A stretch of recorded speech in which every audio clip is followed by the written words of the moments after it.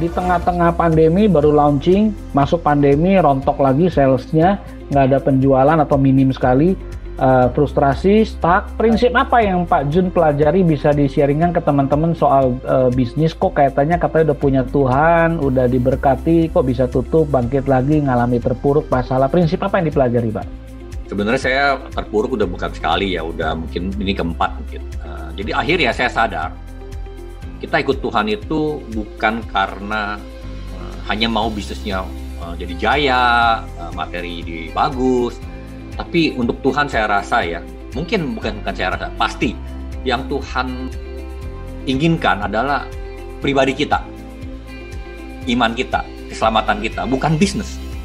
Business is just part of our life, but our faith, our salvation, keselamatan dan kita, itulah yang nomor satu. Bisnis boleh besar, boleh kecil, boleh nggak ada, tapi kitanya ini, hati kita ya, pribadi kita ini yang Tuhan benar-benar ingin jaga. Karena saya percaya kita ikut Tuhan Pan bukan karena hanya kaya raya materi ya, kita pencari keselamatan ya.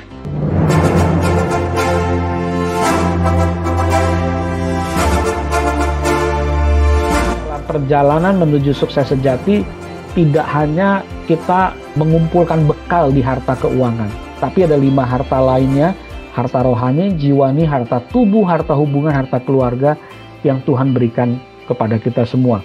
Selalu jadi pertanyaan orang, work-life balance. Balance-nya itu kayak apa? 6 harta. Apakah 6 harta 24 jam dibagi 6, 4 jam, 4 jam, 4 jam? Ya nggak gitu juga kali ya. Temukan 1 atau 2 area yang Anda lihat penyok. Radarnya itu penyok atau kurang bagus. Misalnya contoh harta tubuh dan harta keluarga. Jadi yang dilakukan adalah fokus menyehatkan 1 area itu dulu. Nah, kalau kita banyak alasan nggak akan bisa maju. Ya, ini prinsip utama untuk menolong kita melewati proses ini bersama-sama. Karena kalau kita banyak alasan nggak mungkin kita bisa masuk sukses sejati. Susah. Selalu kalau banyak alasan kita nggak akan pernah bisa mengalami going to the next level, naik kepada level berikutnya.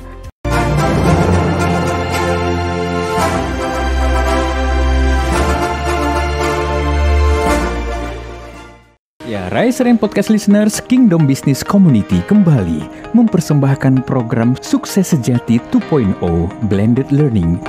Sukses Sejati 2.0 Blended Learning adalah sebuah program dengan kombinasi pembelajaran digital dan eksklusif coaching bersama top-rated speakers dari narasumber yang berasal dari para praktisi bisnis dan profesional yang akan menginspirasi setiap Anda dalam sesi-sesi inspiratif dan praktikal. Based on experience, skills, dan core value yang dinamakan nilai-nilai glory. Salah satu hal yang menjadi ciri khas program ini adalah tentang bagaimana membangun bisnis melalui manusia dan membangun manusia melalui bisnis. Untuk mengetahui seperti apa value, purpose, dan sasaran program Sukses Sejati 2.0 Blended Learning, mari kita simak bersama. Selamat datang di acara Saturday Together Sukses Sejati Blended Learning batch yang kelima. Senang sekali Bapak dan Ibu semuanya. Nama saya Arnantio Narusworo, saya dari KBC Bali dan saat ini di Bali. Senang sekali dan saya akan membantu untuk memandu acara dalam Saturday Together Sukses Sejati Blended Learning batch yang kelima. So Bapak dan Ibu semuanya, ini adalah Pak Julian Fu yang akan memimpin kita atau memberikan modul yang pertama. Pak Julian Fu sebagai Managing Partner dari QQ Group dan pastinya Bapak dan Ibu semuanya sudah mengenal banget dengan Pak Julian Fu sebagai Ketua Umum Kingdom Business Community. Dan juga banyak hal yang Pak Julian Fu lakukan pastinya sebagai Country Director dari Global Leadership Summit Indonesia, HR Advisor dari beberapa various national and multinational company, dan juga National and International Speaker on leadership topic, human capital development and market industry. So luar biasa sekali profil Pak Julian Fu dan saya rasa Bapak dan Ibu semuanya akan mendapatkan hal yang luar biasa. So mari kita sambut Bapak Julian Fu. Ya, terima kasih. Selamat pagi, Shalom. Pak Arnan sudah mengantar dari Bali, luar biasa. Beda 1 jam ya Pak? Beda 1 jam Pak. Iya, terima kasih juga support dari tim KBC Bali untuk pergerakan SSBL kali ini. Nah, Bapak Ibu, karena waktu kita nanti akan kita kompres, concise, singkat, ada 2 segmen. Segmen pertama kita akan refleksi kembali kepada journey atau proses pembelajaran kita. Segmen kedua ada tanya jawab dan kita nanti akan tandem. Saya akan tandem dengan Bapak Junedi Lee. Sudah hadir juga di tengah-tengah kita. Saya sambut. Selamat pagi Pak Junedi. Ya, di tengah-tengah ya sudah hadir ya. Thank you. Di tengah-tengah pandemi justru Pak Junedi merintis usaha baru, namanya juga keren, PT Juara ya, spiritnya spirit juara. Jadi nanti kita bagi-bagi ya, pertanyaan sulit yang jawab juara, pertanyaan mudah saya yang jawab aja gitu. Thank you Pak Jun ya. Pasti kesaksian Pak Junedi sudah menginspirasi buat kita semua. Saya akan ajak kita melihat sama-sama beberapa tayangan yang akan kita jadikan refleksi buat kita bersama ya, karena kita masuk di dalam pola blended learning, maka ini biasanya minggu pertama panitia murah hati ya. Kalau tidak mencapai 80%, biasanya pada minggu kedua atau program kedua Saturday Coaching tidak diperkenankan bergabung dulu, karena supaya kita ada komitmen ya, sama seperti Anda di pekerjaan dunia kerja. Kita ada tanggung jawab, ada komitmen, mari kita maksimalkan ya, karena supaya nanti kita nggak bingung waktu masuk ke coaching, kita belum belajar proses yang ada waktu di dalam modul Gnobi tersebut. Jadi saya harap semuanya bisa lulus nanti. Dan sebelumnya saya juga selalu ingin mulai menitipkan kepada kita sebuah ruang di hati juga untuk mengingat, mendoakan terus bangsa kita, ya, terutama kalau kita lihat beberapa perkembangan terakhir, hikmat untuk para pengambil kebijakan, Pak pemerintah untuk pemulihan ekonomi, karena banyak yang bilang resesi di depan mata. Menakutkan sekali berita-beritanya. Technically, secara teknis katanya per kemarin Amerika Serikat sudah masuk resesi. Ya, kemudian kita juga doakan supaya Omikron ini, virus COVID-19 ini bisa segera ada tercipta apa itu namanya ya, community immune-nya itu terbangun. Kalau enggak kita nggak bisa kerja ya. Baru tenang-tenang melewati Lebaran kemarin sudah naik lagi Omikron. Pak Junedi nih saya minta open mic lagi Pak untuk mendoakan singkat poin ini. Kita menyatukan hati. Ini hal-hal yang kita jadikan satu komitmen bersama, bahwa pertemuan kita selalu ada menyentuh juga kepedulian kita buat bangsa ini. Pak Junedi boleh menolong untuk memimpin kita di dalam doa pembuka untuk beberapa poin singkat ini. Tuhan berkati. Baik, mari kita berdoa. Tuhan yang Maha Baik, sekali lagi kami mengucap syukur diizinkan untuk berkumpul, berdiskusi, bersharing, dan membagi kebenaran Tuhan dan kasih Tuhan. Saat ini kami berdoa untuk bangsa kami, di mana kami menghadapi masa-masa susah. Tapi bukan hanya kami Indonesia saja, seluruh dunia pun sama. Tapi kami mengucap syukur kepadamu karena Tuhan telah mengirim Pak Jokowi, yang dimana telah membina bangsa ini, negara ini begitu baik, di mana banyak negara yang sudah resesi, tapi kami malah menurut World Bank tidak akan resesi. Itu satu kabar baik. Memang kami banyak masalah tetap, tapi kami percaya kasih-Mu, kuasa-Mu terus menyertai kami semua. Dan semoga melalui program ini pun kami lebih lagi cinta bangsa, cinta negara, dan mau berkontribusi kepada bangsa dan negara ini melalui usaha dan pekerjaan kami. Terima kasih, itulah doa-doa kami yang kurang sempurna yang kami sampaikan melalui Putra-Mu, Tuhan kami, Yesus Kristus, yang bertata dan berkuasa, kini dan sepanjang masa. Amin. Amin.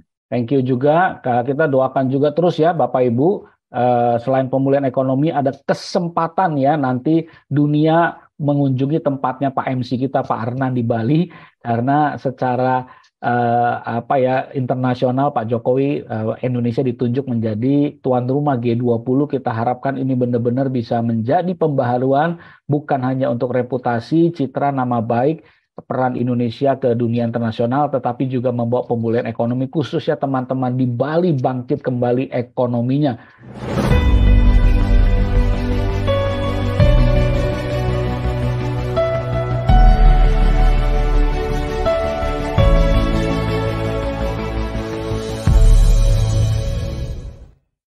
Ya, Rise and Podcast Listeners, episode KBC Rise Podcast kali ini khusus menghadirkan materi-materi pembelajaran transformatif dari Sukses Sejati 2.0 Blended Learning yang diikuti oleh ratusan peserta dari beragam latar belakang dunia usaha dan profesi yang berasal dari berbagai wilayah di Indonesia.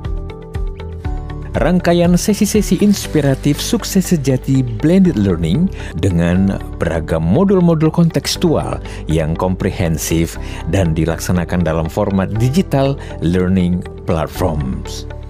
Tentunya ini akan sangat bermanfaat bagi Anda para pemimpin, pengusaha, dan profesional, utamanya untuk menjawab tantangan yang ada di tengah iklim perubahan yang terjadi di dunia bisnis dan profesi di masa pandemik saat ini, di era disrupsi saat ini, di era transformasi digital saat ini. Dan sesaat lagi kita akan menyaksikan inspirasi dan edukasi transformatif dari dua narasumber utama dan juga sharing session, nilai-nilai, pola pikir, serta orientasi sukses sejati seperti apa yang mampu menghasilkan dampak permanen di lingkungan usaha Anda, bisnis Anda, profesi Anda, bahkan di marketplace. Tentunya menjadi sangat-sangat penting. Namun sebelumnya kami ingin mengajak setiap Anda untuk subscribe YouTube channel Kingdom Business Community ini untuk mendapatkan update informasi dan program-program transformatif dari KBC Indonesia. Nah, ngomong-ngomong soal data ya, Februari 2022 saya tarik data ini menarik sekali ya. Waktu rata-rata orang di internet itu berselancar di HP, di laptop, di tablet 8 jam loh, 8,5 jam per hari. Udah kayak jam kerja loh. Kita 7-8 jam berarti ini kencang sekali, berarti always on HP-nya, always on WA-nya. Tapi kalau dilihat time spent watching television, tadi nonton dan streaming 2 jam, hampir 3 jam ya. Ya, kemudian sosial media 3 jam. Jadi kurang lebih 6 jam. Kira-kira tadi katanya nonton 2-3 jam sehari. Nggak tahu nih yang doyan nonton nih. Anda mungkin langganan Netflix, langganan Disney Star, nonton HBO dan seterusnya. Kira-kira film apa yang lagi ngetren yang Anda lagi sukai belakangan ini? Mungkin dari Netflix, Disney, atau film kesukaan lah. Favorite movie atau seri yang Anda favoritkan. Ibu-ibu kayaknya banyak Korea nih ya. Lagi ngetren juga ya. Marvel ya. Serial film Chinese atau Korea. Wah, ini luar biasa nih pecinta budaya ini. Panic Room. Wih, seram ya. Lie to Me. Francis, thank you. Apalagi? Keep Breathing. Ini saya belum nonton ini. Film komedi atau horor jauh banget ya. Ujung ke kiri, ujung ke kanan. Resident Evil. Wah, ini pecinta action thriller. Gray Man. Yes, yang paling baru. Ya. Wah, history. Ini berat nih Ray Felix nih, ceritanya dokumenter kelihatan ya. True Story, judulnya dong, yang diminta Anda kalau di layar yang paling saya suka tuh yang kiri bawah tuh, semua yang belum nonton lah, highly recommended, belajar tentang family business, nontonlah film Knives Out ya. Buat teman-teman kenapa, apa urusannya sih pembukaan kita sama nonton film Pak Julian, connectingnya apa? Oh, sangat jelas sekali. Yang pertama, untuk membangun mental health, katanya kesehatan mental kita perlu entertainment yang bisa refreshing kita. Tapi yang kedua kaitannya dengan Genobi. Kalau tadi Anda lihat di jam nonton dan streaming sosial media kita 5-6 jam sehari loh, berarti seminggu 30 jam.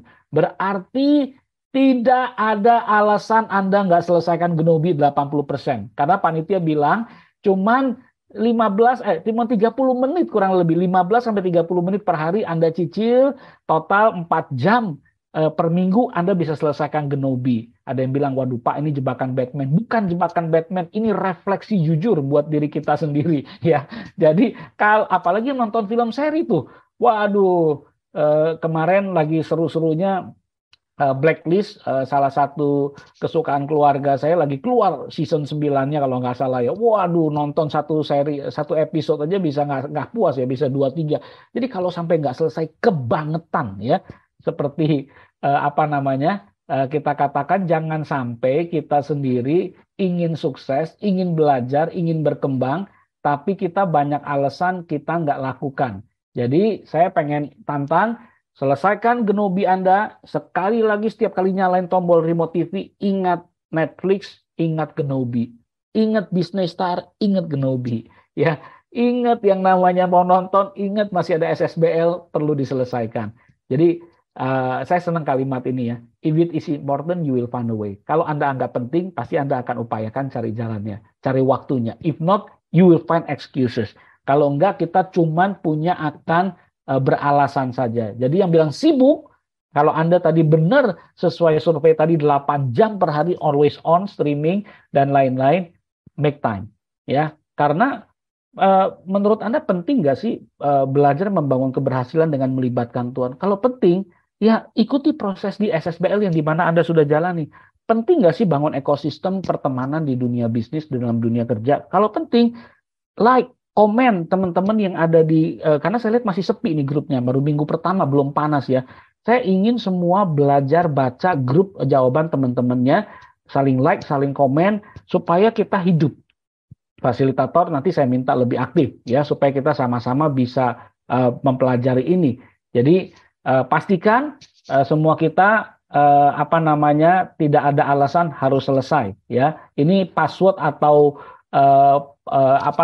ingatan pertama untuk kita baca bersama yuk. Mau yang pakai suara dari Zoom masing-masing di tempat masing-masing walaupun nggak kedengeran nggak apa-apa, minimal dengar sendiri, atau mau baca dalam hati. 2, 3 prinsipnya apa?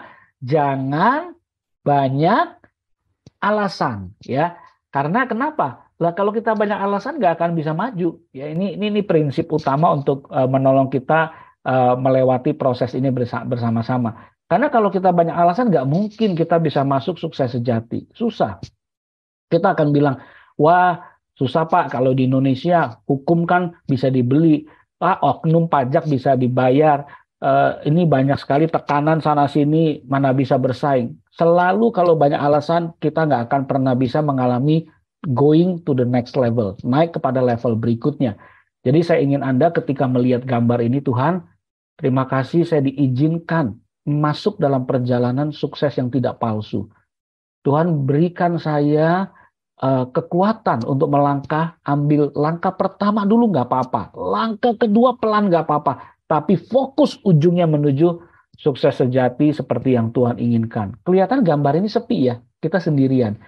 Ya karena memang kalau Anda lihat perjalanan melakukan kebenaran itu bukan sesuatu yang gampang. Ada seorang penulis buku yang legendaris, seorang tokoh di dalam gereja, di dalam sebagai pembimbing rohani, dia buat banyak pemimpin.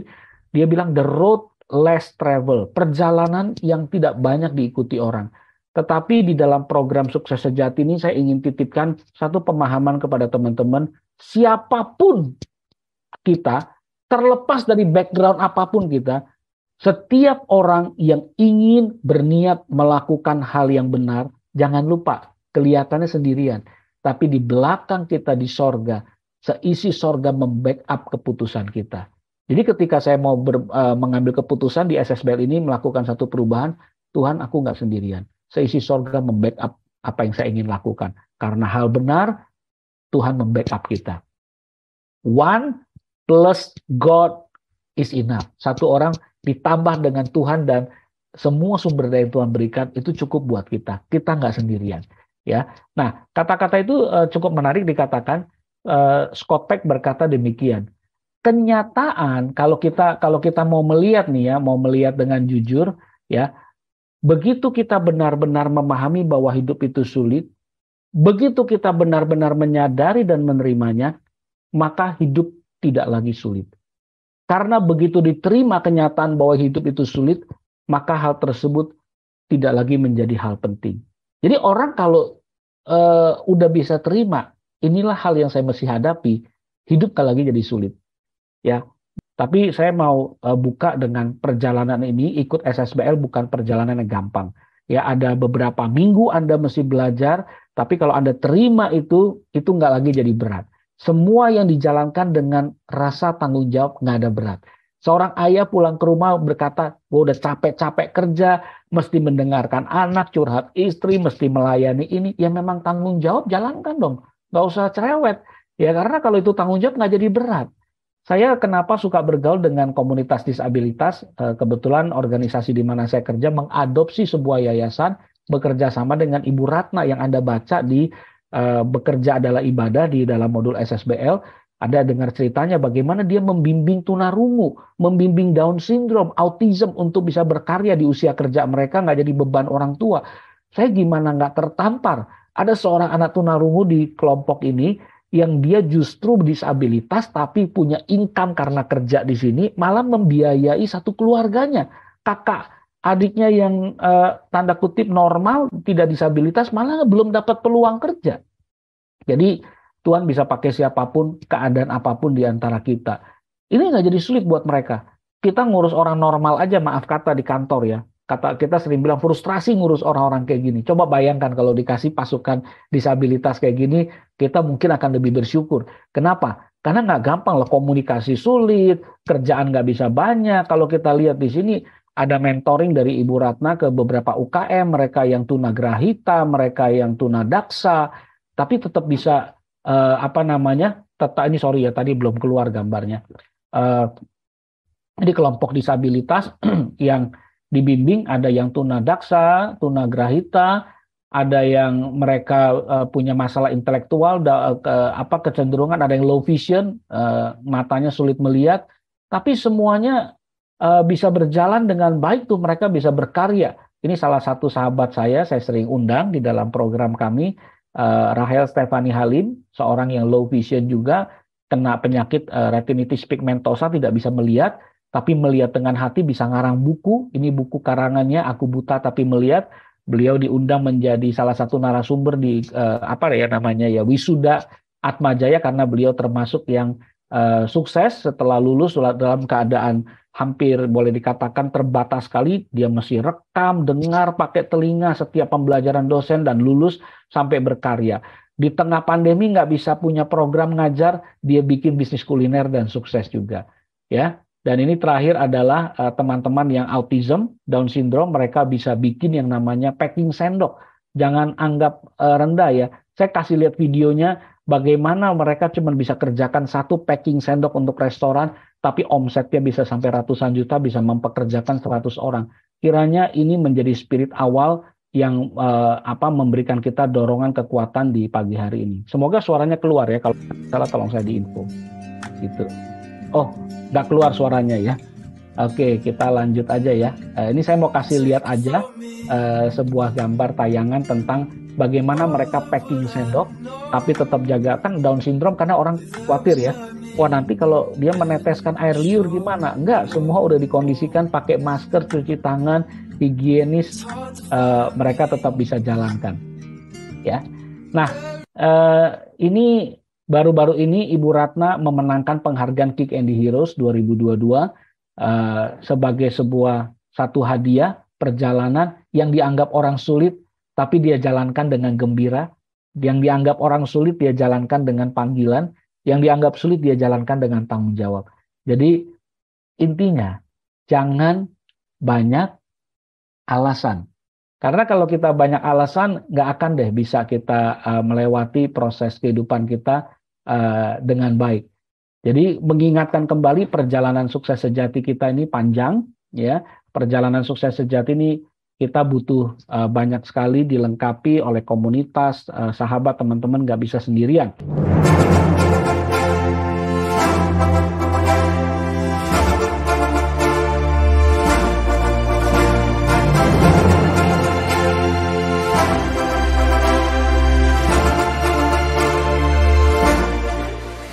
Ya, Rise and Podcast Listeners, testimoni dalam sharing session yang akan kita saksikan berikut ini akan menjadi salah satu motivasi, inspirasi yang akan membantu Anda untuk semakin memahami motivasi dan tujuan yang benar dari sukses sejati yang ingin Anda raih dalam bisnis maupun karir Anda. Hal-hal yang berkaitan dengan resiliensi, persistensi, serta keberanian untuk menemukan makna sukses yang sejati ternyata bukanlah sebuah target pencapaian semata, tapi merupakan fondasi utama tentang sukses sejati seperti apa yang Anda harus miliki dalam bisnis, karir, dan daily life Anda. Seperti apa lengkapnya? Mari kita simak bersama. Saya ingin mengundang Pak Junedili di tengah-tengah kita karena Pak Junedili akan cerita bagaimana proses. Kita masih ingat ya 6 harta kita ya. Saya kalau ingin minta teman-teman lihat kembali 6 harta kita itu ini dia. Ada dititipkan dalam perjalanan menuju sukses sejati, tidak hanya kita mengumpulkan bekal di harta keuangan, tapi ada 5 harta lainnya. Harta rohani, jiwani, harta tubuh, harta hubungan, harta keluarga yang Tuhan berikan kepada kita semua. Di tengah-tengah proses beliau melewati yang kisah tadi, perjalanan bisnisnya, yang pernah Anda baca juga kisah keluarganya di dalam Genobi.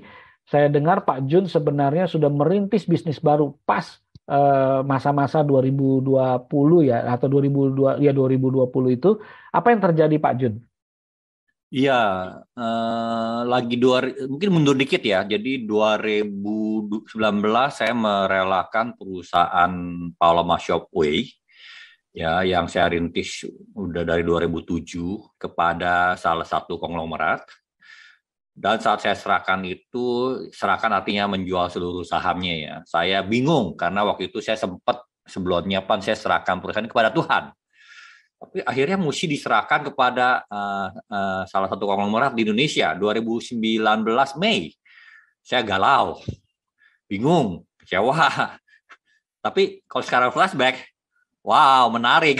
Can you imagine kalau saya masih pegang perusahaan itu, di mana perusahaan itu biayanya sebulannya 2 miliar saja, dan omset kalau 2020 kan nyungsep habis semuanya, itu kan perusahaan bisnis retail ya, consumer product, fashion, dan ya sehari-hari ya, jadi pasti turun banget. Jadi ya kalau saya flashback itu Tuhan sudah siapkan sesuatu yang terbaik untuk saya.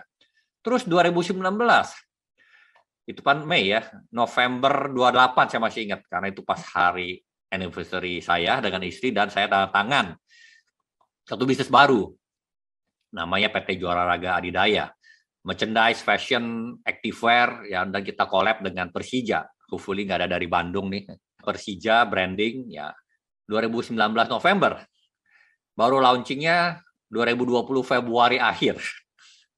Can you imagine baru launching, buka toko, 2 minggu lockdown. Nah bingung lagi Pan, lagi 2019 Mei, haleluya, 2019 Mei tutup, sedih. 2020 dapat bisnis baru, wah lumayan semangat. Tapi baru buka Omicron, jadi bagaimana ya Bro Julian? Prinsip apa yang Pak Jun pelajari bisa di-sharingkan ke teman-teman soal bisnis? Kok katanya udah punya Tuhan, udah diberkati, kok bisa tutup, bangkit lagi, ngalami terpuruk, masalah. Prinsip apa yang dipelajari Pak? Sebenarnya saya terpuruk udah bukan sekali ya, udah mungkin ini keempat mungkin. Jadi akhirnya saya sadar, kita ikut Tuhan itu bukan karena hanya mau bisnisnya jadi jaya, materi bagus. Tapi untuk Tuhan saya rasa ya, mungkin bukan saya rasa, pasti yang Tuhan inginkan adalah pribadi kita, iman kita, keselamatan kita, bukan bisnis. Business is just part of our life, but our faith, our salvation, keselamatan dan kita, itulah yang nomor satu saya rasa ya. Bisnis boleh besar, boleh kecil, boleh nggak ada, tapi kitanya ini, hati kita ya, pribadi kita ini yang Tuhan benar-benar ingin jaga. Karena saya percaya kita ikut Tuhan Pan bukan karena hanya kaya raya materi ya, kita pencari keselamatan ya, hidup kekal ya, itulah menurut saya. Di tengah-tengah pandemi baru launching, masuk pandemi rontok lagi salesnya, nggak ada penjualan atau minim sekali, frustrasi, stuck, diam aja atau tetap berupaya, dan akhirnya gimana dampaknya? Ya puji Tuhan juga karena udah berpengalaman sih, udah berkali-kali jatuh bangun, jadi kayak udah dilatih ya. Ya memang malam suka bingung, tapi paksain tuh. Puji Tuhan saya bisa tidur orangnya. Itu ya salah satu. Itu anugerah loh Pak. Anugerah banget. Banyak orang stres nggak bisa tidur gitu ya. Iya, saya udah bisa tidur, pagi bangun suka, aduh gimana nih. Tapi kayak tadi Bro juga bilang lah, yang penting give us this day our daily bread. Inggrisnya lebih keren sih, give us this day our daily bread. Hanya kasih roti ini hari. Dengan mindset itu jadi kita ya lebih berani percaya bahwa anugerah tiap hari akan yang baru. Don't worry. Dan selama kita masih bernapas, selama kita masih sehat, masih bisa, kita berusaha terus. Itulah mental iman yang Tuhan. Saya ada ini hari karena udah dilatih ya. Jadi berterima kasih kepada Tuhan sudah dilatih, tapi juga sampai dalam hati kalau bisa jangan banyak-banyak deh latihannya, capek juga nih ya. Tapi kan nggak bisa pilih ya, nggak bisa pilih ya. Itu kan terserah Tuhan ya. Dan saya ada satu prinsip ya, ini dari Santo Agustinus ya, kalau nggak salah ya. Itu berdoalah seolah-olah semuanya tergantung Tuhan. Amin teman-teman. Berdoalah seolah semua tergantung Tuhan. Tapi ada belakangnya. Tapi berusahalah seolah-olah semuanya tergantung kita. Dua-duanya mesti jalan. Jangan cuma kuat doa gitu ya, tapi udah gitu diam. Nggak ada ya. Di firman katanya berdoalah dan diam menunggu. Nggak ada. Carilah, ketoklah, bukalah, apa mintalah, semua kan begitu ya. Ada action ya. Jadi ada bagian Tuhan tentu, 51, kalau orang bisnis kan pasti, yang mana lebih besar? 51% lah doa tentu, 49 usaha kita. Istilahnya begitu ya. Jadi tetap Tuhan nomor satu, doa nomor satu. Kalau Pak Jun orangnya mungkin halus ya, tipenya 451, 49 supaya Tuhan didahulukan lah. Tapi itu penting prinsipnya. Tapi kalau boleh, teman-teman juga ditantang do more dari Pak Jun. Ya, Anda mungkin berani bilang, Pak Jun, saya mau 100% doa, 100% berusaha. Ya, jadi, wow, menarik. Keren. Jadi dua-duanya. Tapi gini, tadi Pak Jun bilang berusaha, saya sebagai teman jadi saksi, jadi sahabat di komunitas. Beliau di tengah-tengah 2 tahun terpuruk itu, tetap melayani, tetap bersukacita, tetap belajar, tetap bikin financial planning, tetap bikin forecasting, tetap bikin apa itu ya, sampai bikin beberapa skenario investasi untuk cari investor baru dari yang nilainya menengah, rendah, tinggi, akhirnya sampai ke rendah Tuhan juga nggak kasih investor. Akhirnya sampai berapa kali tuh Pak Jun malah dapat yang tinggi ya skenarionya ya. Iya, jadi 2019 pas mulai itu udah ada seed funding, jadi nggak zero modal terus terang. Tapi karena COVID, seed funding itu nggak bisa terusin, ya jadi dia berhenti. Kita udah bingung. 2020 di Desember, bukan Desember tuh hasilnya ya, usahanya itu dari bulan Juli cari terus investor baru, nggak dapet. Tahu-tahu dalam 2 minggu ketemu 3 kali, jebret dapat, turun valuation-nya ya. Tapi sudah jalan 2020 dapat dana fresh lagi, tapi kan masuk Delta ya, ingat nggak ya? nggak berhenti ini, bingung udah habis lagi dananya, bagaimana nih ya? Cari lagi investor, berusaha lagi dari bulan 2021 Mei atau Jun, cari ubak-ubik presentasi kiri kanan, siapin pitch deck, P&L projection, business model bagaimana, gagal. Tapi last minute baru 2 bulan yang lalu ketemu investor baru, ketemu 3 kali, valuationnya bagaimana hitungnya? Sebenarnya udah 1000 kali lipat mungkin ya, karena udah nggak ada value itu perusahaan sebenarnya, udah minus ya. Saya anggap mungkin 1 miliar lah, anggaplah valuationnya, tapi dinilai 150 miliar ya, 150 kali ya. Jadi maksud saya gini, yang penting we must keep trying. Kapan Tuhan buka jalan kita nggak tahu, karena itu misteri. Suka-suka Tuhan juga, ya karena juga ada firman-Nya ya. Tuhan boleh berbelas kasih kepada kiri, kepada kanan, kepada banyak macam-macam ya. Tapi itu urusan Tuhan. Bagian kita adalah berusaha percaya terus gitu aja. Ya, amin. Saya teringat teman-teman tentang 2 petani yang berdoa. Dua-duanya berdoa minta hujan karena kekeringan. Tapi yang satu habis berdoa tidur, menunggu mujizat hujan turun. Yang satu habis berdoa siapin ember. Banyak ember di depan rumah. Dan kita tahu dari kisah klasik ini kalau kita melihat Tuhan jawab doa yang mana? Yang kedua. Kenapa? Karena habis doa dia ada persiapan. Inilah spirit daripada sukses sejati blended learning. Jangan dikit-dikit outsource ke Tuhan. Seolah-olah Tuhan jadi penyelesai masalah kita lalu kita diam.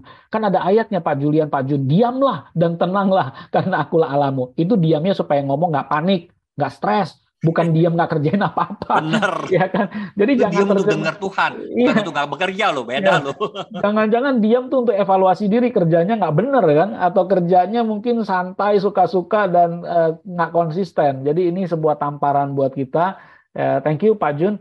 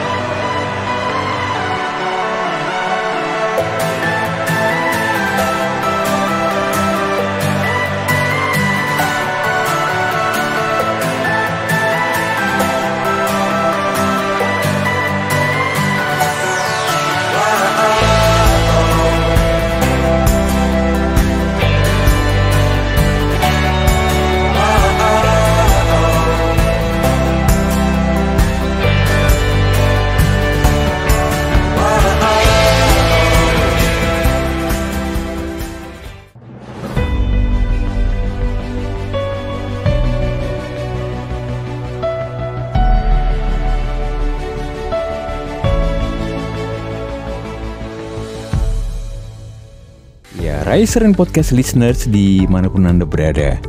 Dalam episode KBC Rise Podcast Special Edition Sukses Sejati 2.0 Blended Learning kali ini, pembelajaran tentang motivasi dan tujuan dari bisnis maupun karir yang berorientasi kepada pembangunan dan pengembangan kapasitas setiap pribadi merupakan salah satu fokus dalam rangka untuk menghidupi dan mengaplikasikan nilai-nilai glory, yaitu God Center, loyal to process, obedient to truth, real spirit of excellence, dan yielding rights sebagai basis rantai nilai pelayanan Kingdom Business Community Indonesia.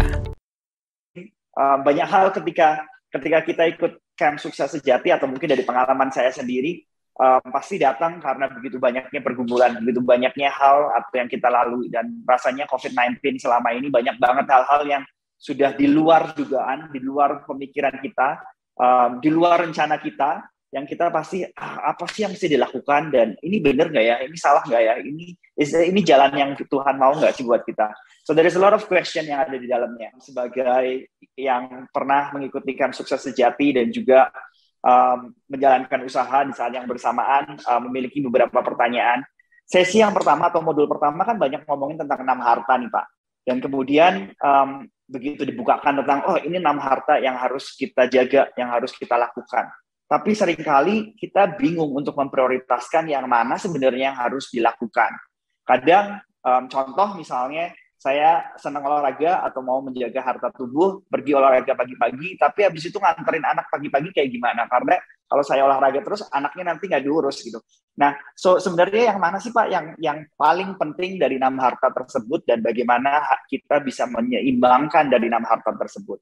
Apakah ada prioritasnya, apakah ada urutannya, yang mana yang harus diutamakan, ini yang terakhir, atau semuanya harus sama-sama dijalankan? Bapak Ibu, saya kira ini pertanyaan yang bagus banget, karena selalu jadi pertanyaan orang, work-life balance. Balance-nya itu kayak apa? 6 harta. Apakah 6 harta 24 jam dibagi 6, 4 jam, 4 jam, 4 jam? Ya nggak gitu juga kali ya, kita nggak tidur nanti. Atau dipotong waktu tidur 7-8 jam, lalu dibagi 6. Nggak seperti itu. Karena kita nggak bisa bilang harta tubuh 2 jam, harta hubungan 2 jam, dipola terlalu kaku gitu, nggak bisa. Tapi izinkan saya berikan analogi yang terbaik yang pernah saya dapatkan. Anggaplah ini sebuah balok penyeimbang, ya. Di situ ada harta rohani 1, harta keluarga, harta tubuh, harta hubungan, dan seterusnya ada 6 harta di sini. Kita ditantang bukan menjadi jago langsung semuanya atau hebat semuanya, tapi di dalam sebuah survei yang diberikan lewat Genobi, pasti Bapak Ibu kalau sudah mengisi, ada pertanyaan. Temukan 1 atau 2 area yang Anda lihat penyok. Radarnya itu penyok atau kurang bagus. Misalnya contoh harta tubuh dan harta keluarga. Dalam konteks Pak Junedi, waktu diambil survei itu dia mengakui, dan hasil tesnya itu, surveinya, harta keluarganya ini penyok, tidak seimbang, terluka anaknya, istrinya mau ceraikan. Jadi yang dilakukan adalah fokus menyehatkan satu area itu dulu. Saya senang dengan kata menyehatkan, karena kalau sakit, ya yang lain jadi beban, nggak akan bisa dijalankan dengan efektif. Jadi untuk seorang Pak Junedi, dia fokus membenahi harta keluarganya. Itu dulu difokusin, doanya, perhatiannya, effortnya, komunikasinya, betul-betul diarahkan ke situ sampai sehat. Ya, baru nanti kalau kita sudah melihat, oke, ini udah mulai ada perbaikan, saya bergeser ke harta tubuh tadi yang kedua. Ya, ada pola hidup, gaya hidup yang saya perlu perbaiki, pola tidur, pola makan, saya perlu perbaiki. Hajar terus di situ sampai betul-betul jadi habit, jadi kebiasaan, bisa jalan. Ya, nah, ada yang bertanya gini, Pak, dalam proses begini kan kadang-kadang nggak langsung semua ada hasilnya. Kayak contoh Pak Junedi, harta keluarga dia udah put effort, hasilnya belum seperti yang diharapkan. Anaknya masih marah, masih tidak ngomong, nggak ada kata minta maaf. Nggak apa-apa, tapi artinya Anda sudah memberikan best effort, memberikan upaya terbaik di situ. Anda investasi habis-habisan, ya, saham aja Anda bisa investasi kok, properti bisa investasi kok, masa harta keluarga nggak bisa diinvestasi habis-habisan, belum ada hasil, itu urusan belakang, ya. Tapi Anda sudah put best effort, concentrated effort untuk melakukannya. Baru Anda bergeser. Tahu-tahu dua-dua udah sehat nih. Harta Pak Junedi, harta keluarga udah pulih, ya. Kemudian harta tubuh udah bagus. Sekarang tiba-tiba kena pandemi, harta keuangan jadi jeblok lagi. Ya udah, put effort lagi di sini, kawal lagi sampai sehat, baru udah sehat baru bisa masuk ke area lain lagi. Jadi kalau bicara work life balance bukan berarti dibagi rata semuanya, tapi cari satu atau dua area yang kita bisa kembangkan, maksimalkan, dan saya tutup dengan satu kata ini. Jangan takut untuk over invest. Jangan cuma sekedar investasi, tapi over invest. Lebih, ya, jangan cuma pas, lebih, ya, habis-habisan. Kalau orang bisnis bilang hajar habis-habisan, ya, sampai kalau kasih itu banjiri dengan kasih, banjiri dengan semua yang bisa kita lakukan. Nah, hasil tergantung Tuhan. Karena tadi Pak Jun ada bilang kadang-kadang itu hasil misteri, ya, kita nggak pernah tahu. Itu dari saya. Pak Jun mau tambahkan, silakan. Ya, jadi sebenarnya bisa, kalau saya karena orangnya lebih efficient, productivity mindset, bisa serentak berapa harta yang lagi jeblok. Tapi memang mesti komitmen yang tinggi. Jadi kitanya mesti korban dulu nih, atau mempersembahkan.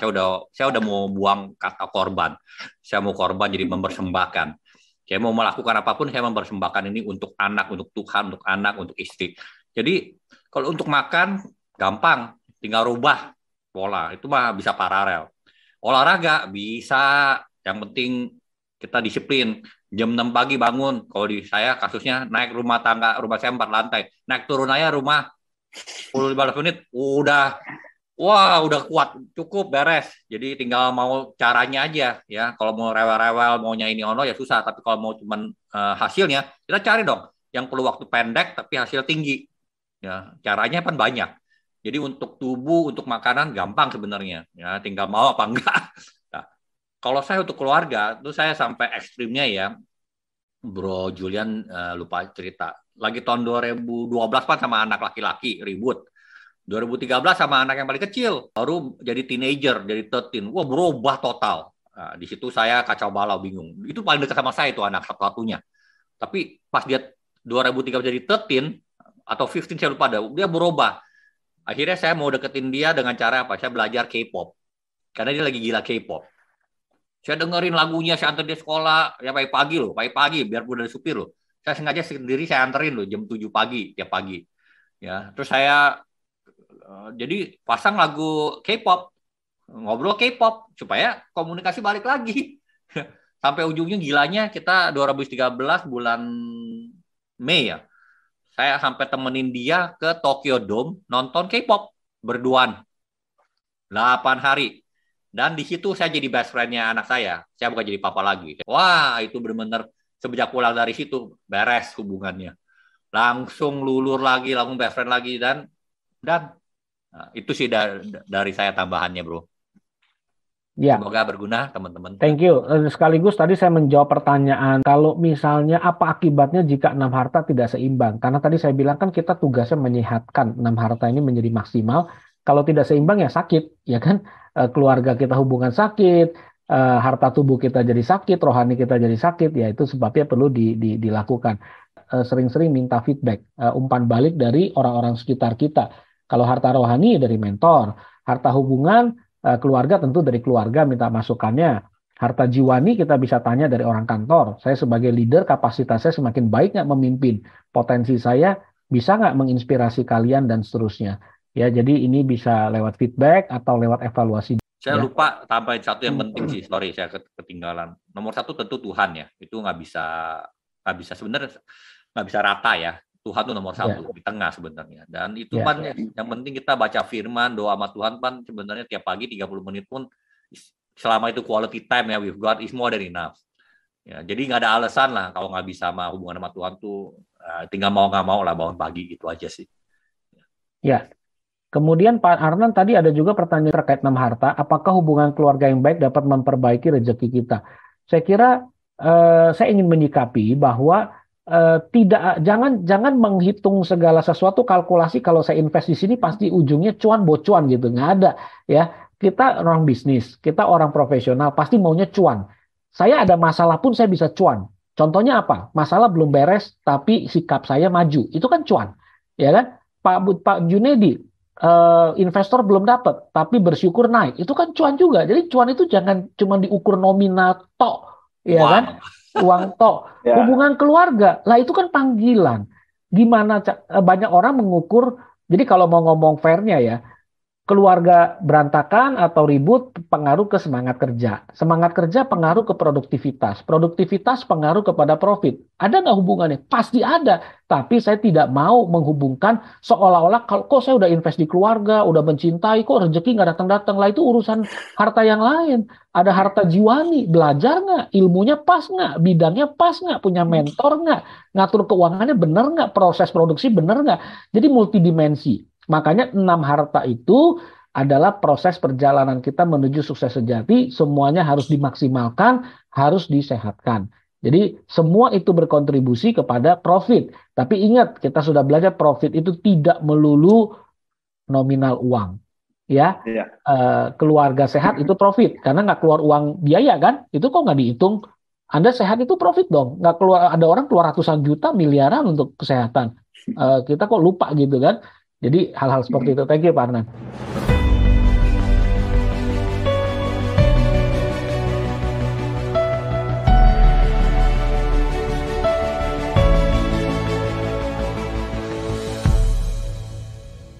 Ya, apakah ada dua yang terkait, adakah failure story dari Pak Junedi yang bisa jadi inspirasi buat kita? Terus ada yang tanya gini, sudah 4 kali terpuruk, gimana bangkitnya? Tolong dikasih tips itu. Saya rasa ini menurut saya ini pertanyaan yang paling penting malah.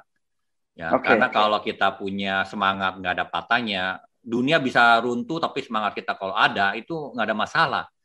Tapi kalau dunia dalam keadaan baik pun kalau kita udah nggak ada semangat, ya sama aja ngebohong ya, benar nggak?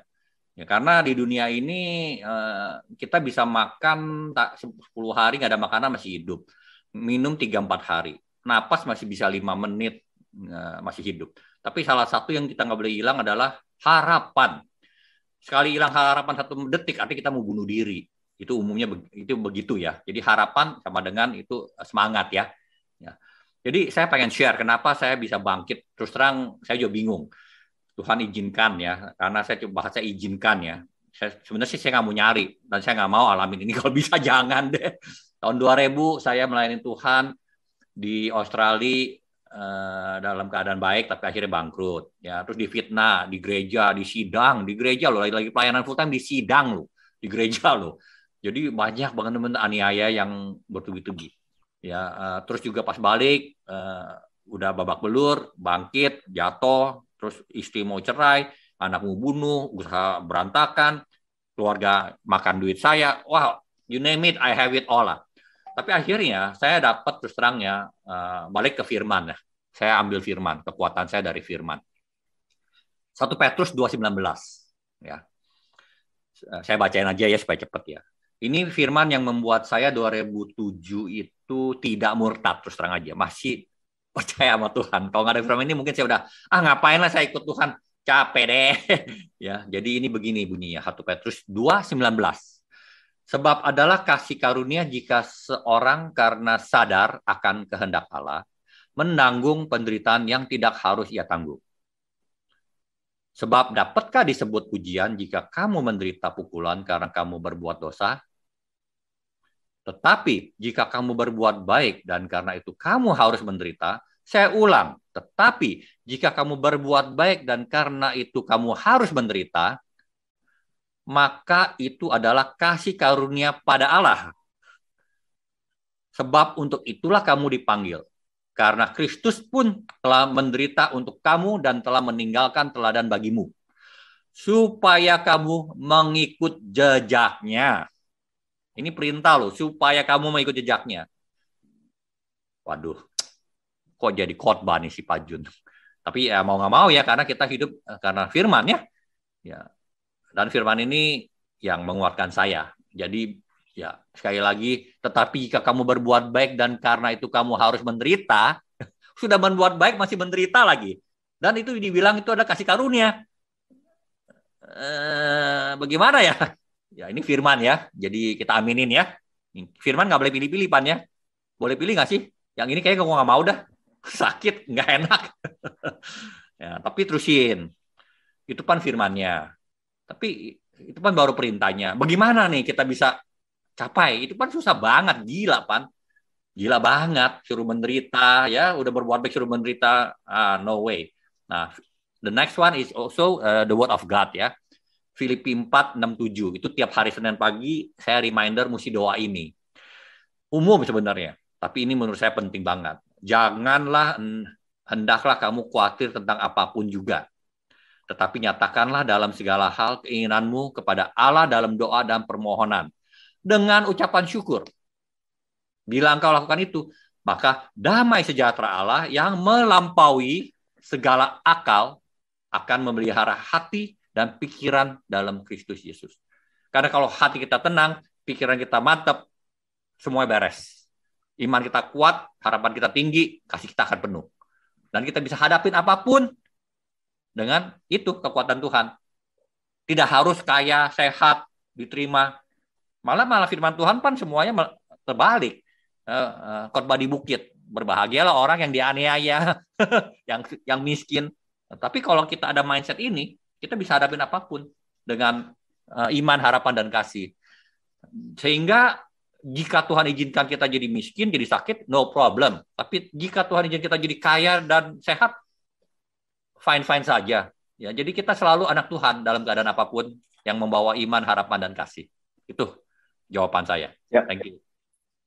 Oke, wow. Oke, so luar biasa banget Pak ya. Jadi dalam kondisi apapun, dalam keadaan terpuruk pun, dengan situasi yang kita hadapi dalam bisnis dan usaha kita, selalu punya semangat bahwa Tuhan pun mengajarkan hal-hal seperti itu, bahwa itu anugerah Tuhan dalam proses-proses yang di bawah gitu ya Pak, itu pun semua anugerah Tuhan dan kasih Tuhan dinyatakan dan dimuliakan dalam setiap kondisi kita. So luar biasa. Sedikit lagi, saya ketinggalan. Saya terus terang juga kuat ini karena didampingin komunitas. Dari 2009 saya ikut ya di KBC. Dan pendampingan teman-teman itulah. Jadi Tuhan menyatakan mujizatnya banyak melalui teman-teman di komunitas. Melalui bantuan, financial juga pernah. Ya, melalui bantuan tentu dukungan doa dan pendampingan dan caring, wah itu penting banget. Ya tentu baca firman sendiri, tapi sometimes kita kalau sendiri juga lonely ya. Where are you God? Ya kita bisa lihatnya di komunitas. Nah di KBC inilah kita bisa bersama-sama. Thank you. Ya, oke, luar biasa. Saya sering banget dengar sebenarnya kayak dalam kondisi apapun yang dihadapi Pak Junaidi, Pak Julian Fu biasanya selalu mensupport. Jadi kayak satu komunitas bersama untuk selalu bareng-bareng gitu untuk bisa mensupport satu sama lainnya. So itu gunanya Camp Sukses Sejati atau komunitas ini, dan sama halnya juga saya rasa banyak banget cerita-cerita dari Surabaya, dari Jogja, dari Bali, di mana kita semuanya saling ditopang, bertumbuh bersama dan berkembang bersama dan saling tolong-menolong dalam sebuah komunitas ini. Thank you.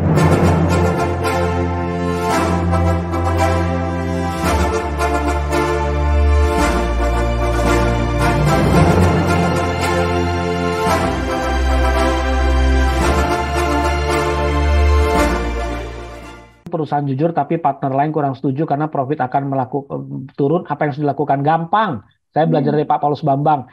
Ajak partnernya ikut SSBL ke depan, selesai gitu kan, karena supaya punya satu frekuensi, susah kalau nggak punya satu frekuensi kan. Makanya saya bilang dengan kita hadirkan, yakinkan. Pak Jun itu berapa kali dipengaruhi orang sampai ikut SSBL? Berapa kali ya Bapak dulu bilang diajak orang susah banget ya. Bapak juga ngajak orang susah banget berkali-kali, ya kan? Ada satu cerita Pak Yonatan yang jadi narasumber juga sekarang, itu diajak berkali-kali sama Pak Jun baru tembus. 4 tahun, bayangin. Jadi 2 tahun. Ya, jadi never give up untuk undang, bayari kalau perlu, ajak, temenin. Tapi yang kedua gini, ibarat konser. Kalau suaranya, cara kita main musiknya satu pengen kenceng, satu pengen pelan, satu fals, satu ini nggak akan harmoni. Mau sampai kapan? Jadi mau nggak mau mesti belajar satu frekuensi, entah Anda ikutkan SSBL, Anda yang mempengaruhi, tapi yang terakhir saya mau ngomong soal kualitas. Jadilah pemimpin orang yang berkualitas, jadi partner yang berkualitas. Kalau Anda berkualitas, orang tuh respect. Ya, kalau nggak ada lu, nggak bisa jalan gitu loh.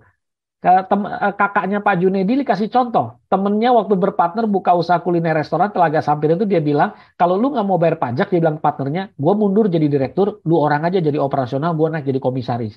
Jadi as simple as that. Mereka bilang, jangan dong bro, kan lu yang jago katanya. Lah kalau jago kita dihargai kualitas, Anda ngomong apa didengerin. Yang problem banyak orang Kristen, pengen bener tapi nggak punya kualitas. Orang juga nggak percaya. Lu bilang Tuhan, Tuhan, jujur, jujur, tapi kagak ada omset. Nah itu kan juga problem, ya kan? Katanya suruh jujur, Anda pengen suruh orang jujur, kasih tekanan ke positifnya, tapi Anda sendiri nggak bisa membuktikan bahwa dengan jujur bisa cuan, bisa profit, bisa dapat klien. Buktikan dong. Pendekatan, planning yang baik. Orang persiapan cuma pakai sogok, Anda persiapan 3 kali. Proposal terbaik, servis terbaik, program terbaik. That's quality. Itulah kualitas. Bikin orang sampai kalau nggak ada kita, takut untuk jalan sendirian. Selalu mereka pengen bareng kita. Itu kualitas. Ya, jadi saya dorong untuk bisa ke situ. Tadi ada yang tanya juga pertanyaan kalau nggak salah dekat-dekat belakang soal mentor. Gimana cari mentor? Ya tadi yang Pak Arnan bilang, setelah SSBL jangan ngilang. Ini bukan momentum atau event saja untuk Anda belajar. Bergabunglah dengan komunitas bisnis community-nya, ikutin program lainnya. Nanti lama-lama kenal dekat, dari dekat dikasih referensi, dari referensi Anda dapat mentor. Ya kurang lebih seperti itu. Thank you. Saya mau tambahin dikit nih, selain berdoa, tapi tentu ya mesti dari kompetennya juga penting ya.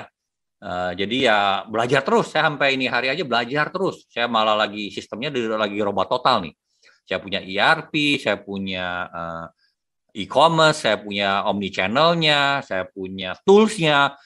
Aduh, ya mungkin Bro Julian tahu, saya lagi invest heavily in tools, ya, productivity tools, communication tool, dan juga resources ya. Saya pakai Shopify, saya pakai Odoo ERP, itu semuanya yang pakai SaaS basis. Udah bagus, tapi kalau misal contoh nih ERP, yang terkenal kan SAP, setan aja pusing bahasanya. SAP itu singkatan dari setan aja pusing. Itu kan mahal. Ya, sorry ya, di sini pasti ada SAP punya distributor ya. Itu bisa 1 miliar, 2 miliar. Terus monthly yearly maintenance-nya mahal. Kalau perusahaannya UMKM susah ya. Nah, sekarang banyak yang open source punya. Ya nggak harus overkill, karena ya SAP itu kan terlalu komplit. Untuk UMKM kan nggak perlu gitu komplit. Yang penting ada pembukuan, penjualan, stok. Nah, contoh gitu-gitulah. Tapi yang connect ke macam-macam. Ini belajar terus saya. Ya, tentu nomor 1 mesti rendah hati. Ya, terus terang banyak saya belajar dari anak saya, si Ganing itu yang dulu pengen bunuh saya itu. Ya, karena sekarang dia kerja di venture capital. Dia banyak perusahaan startup yang teknologi yang masukin mau invest dan dia yang pelajarin. Nah, saya suka nanya balik sama saya, gali dia malah, bukan diskusi. Ada apa lagi nih yang baru, yang keren nih bisnis model? Dia cerita, wah, baru begitu, begini. Semuanya pakai tool, pakai SaaS base, dan ujung-ujungnya pakai data, ya, big data dan data warehouse supaya dapat untuk bisa bisnisnya tuh benar-benar tajam ya, based on data bukan based on feeling saja. Itu. Ya. Ada pertanyaan tadi juga tentang Pak Jun. Saya langsung sikapi karena sebenarnya udah pernah dijawab Pak Jun. Kalau mendekati anak tadi Pak Jun bilang belajar K-pop. Kalau dia suka main game online, masa saya ikutan main game online? Jadi gini. Kenapa enggak juga sih, Bro? Ya, bisa emang juga, game online nggak benar? Jadi gini, yang dimaksud Pak Jun tuh bahasanya. Jadi kalau Anda nggak punya waktu main game online, apalagi tembak-tembakan kayak saya minimal anak saya suka game, saya belajar. Itu game apa sih? Apakah anak saya selalu bilang, Dad, yang game ini bisa teamwork walaupun nembak-nembakan, ya kan? Tapi dia bisa bilang nih ceritanya dia belajar kreatif, strategi. Jadi saya belajar bahasa game juga. Tidak main game saya, tapi belajar bahasanya. Jadi bukan berarti kita jadi tiba-tiba merubah habit kayak orang aneh begitu ya. At least kalau kita peduli, kita mau tahu bahasanya. Bahasa gamenya kah, bahasa grupnya kah, kita pelajari supaya bisa jadi jembatan ngomong. Kurang lebih itu. Tapi karena ini waktu udah habis ya Pak Arnan, mungkin saya kalau closing challenge dari saya nggak tahu Pak Jun ya. Kalau tantangan untuk di modul sukses sejati ini dari saya sederhana. Perjalanan menuju sukses sejati itu panjang. Napas mesti panjang, energi mesti banyak. Jangan dihabiskan buat hal-hal yang memberatkan, nggak perlu. Kepahitan lah, ya, kemudian kekhawatiran lah. Jadi menuju sukses sejati, fokuskan energi kita. Kita harus bisa belajar menjalani ini dengan fokus, jangan buang energi di hal yang enggak-enggak. Saya sering bilang, keluarga yang suka ribut itu ciri-cirinya sangat gampang. Dua-duanya kurang kerjaan. Karena kurang kerjaan jadi ribut. Kalau banyak kerjaan kan kagak ribut. Jadi menuju sukses sejati itu jangan kurang kerjaan. Ya, harus banyak kerja jadi Anda fokus. Ya, kedua dengan komunitas yang tadi Pak Jun bilang, nggak berat sendirian. Ya, kalau nggak bersama-sama, komunitas ini punya 30.000 alumni lebih, hampir 17 tahun kita berjalan. Anda sudah punya cukup banyak koneksi. Ini kebetulan tuan rumahnya Surabaya dan Bali dari tim KBC, berjejaringlah dengan mereka, connect dengan teman-teman yang ada di kota terdekat. Karena berjalan bersama itu bisa membuat kita berjalan lebih jauh. Itu dari saya. Mungkin dari Pak Jun gimana? Ya, meneguhkan saja komunitas itu sama ada di firman. Kisah Para Rasul 1 ya. Harus hidup berkomunitas. Jadi bukan karangan manusia tapi itu firman. Dan juga ada pertanyaan ya terakhir, apakah ada wadah pertemuan rutin? Jadi KBC ini memang ada pertemuan rutin ya. Ada Biskomnya juga. Memang karena pandemi ini kan mungkin online ya, tapi karena sekarang udah mulai bisa offline juga, kita akan adakan rutin ya Biskom per area. Ya, cuman sorry kalau yang belum ada cabangnya, yang di KBC ada di Getusa, paling bisa komunitasnya online dulu. Still okay, not the best, but at least berkomunitas online. Jadi tantangan saya dan final statement, come join the godly, the KBC Kingdom community ya, supaya kita bisa mewartakan kasih Tuhan melalui bisnis ini di wadah ini. Itu dari saya. Thank you. God bless you all. Oke, terima kasih. So bener banget Pak, kami juga kayak di Bali, ataupun saya rasa buat semua teman-teman semuanya di sini juga pasti pengen banget berkomunitas dan pengen ketemuan-ketemuan online lagi. Kayaknya udah lama banget nggak banyak aktivitas di mana kita bisa ketemu, makan bareng. Surabaya apalagi tuh, kayaknya setiap kali kumpul selalu makan makanan yang luar biasa. Bikin ngiler semua kota lainnya. So komunitas KBC keren banget dan saya rasa pasti banyak banget hal yang kita akan pelajari dari teman-teman semuanya. So sekali lagi Pak Julian Fu dan Pak Junaidi Lee, thank you untuk semua yang sudah disampaikan, so inspiring dan banyak memberikan berkat buat kita semua. Terima kasih sekali lagi.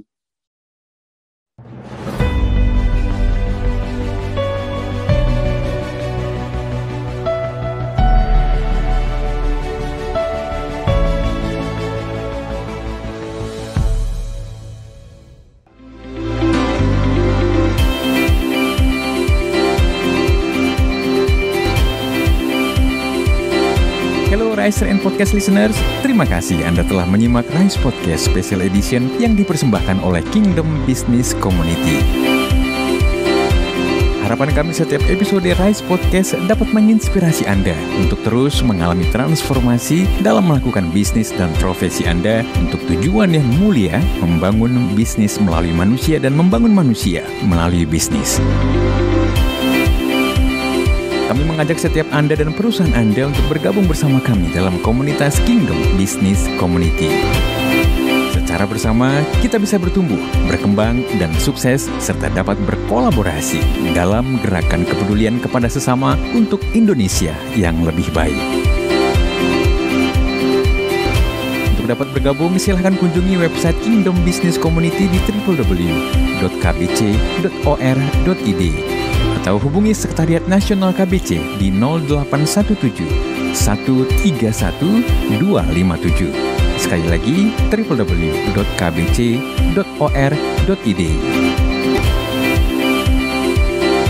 Rise Podcast Kingdom Business Community.